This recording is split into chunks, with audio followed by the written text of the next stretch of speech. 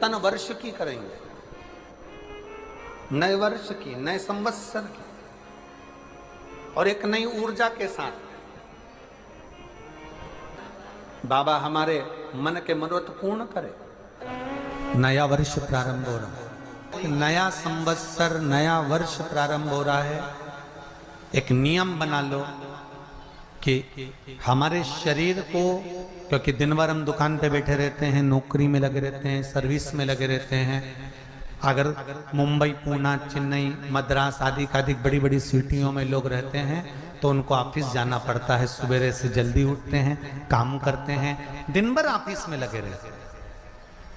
व्यापार करने वाला व्यक्ति व्यापार करता रहता है, नौकरी करने वाला व्यक्ति नौकरी करता रहता है, धंधा करने वाला व्यक्ति धंधा करता रहता है, ठेला चलाने वाला, गाड़ी चलाने वाला गाड़ी चलाता रहता है। घर की माताओं को एक नियम नए संवत्सर से चालू कर देना चाहिए। क्या नियम?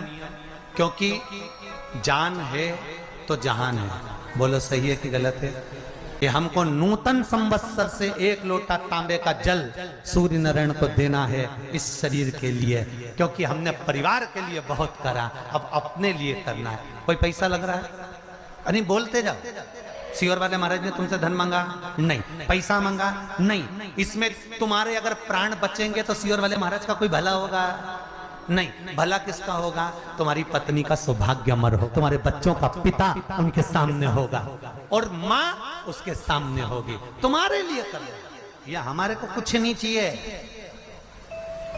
तुम तो तुम्हारे लिए करो। एक बात अच्छे से सुन लो, जितने लोग आस्था चैनल पर सुन रहे हो, जितने फेसबुक, यूट्यूब पर कथा सुन रहे हो, और जितने अपने घर में जो शिवलिंग है, अपने घर के अंदर जो भी शिवलिंग है, भले वो छोटा से छोटा हो, बड़ा हो, जैसा भी शिवलिंग, आप सब जगह का जल शिवलिंग पे चढ़ा।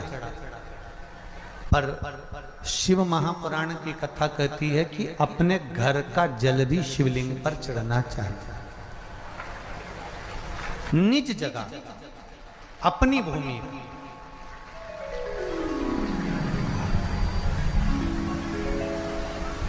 जैसे सूर्य नारायण भगवान को स्टील के लोटे से या चांदी के लोटे से या पीतल के लोटे से या प्लास्टिक के लोटे से या कांच के बर्तन से जल चढ़ाने से आयु छिन्न होती है।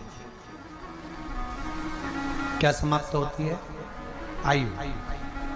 और सूर्य नारायण भगवान को अगर तांबे के लोटे से जल दिया जाता है तो आयु की वृद्धि होती है, और दिन भर में अगर कोई काम अटकने वाला है तो वो काम का रास्ता खुल जाता है और शरीर की बीमारी समाप्त हो जाती है।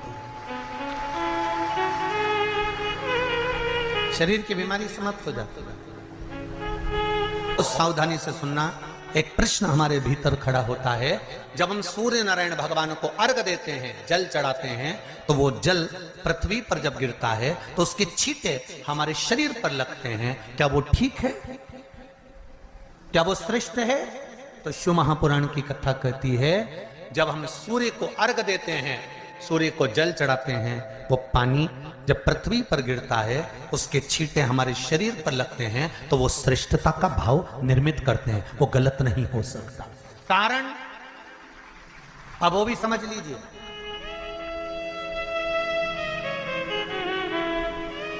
अब सूर्य नारायण भगवान को आप जल चढ़ा रहे हो तो छींटे नहीं लगे, उसके लिए क्या स्टूल पे चढ़ के चढ़ाओगे कि कुर्सी पे चढ़ के चढ़ाओगे? अरे बोलो तो सही।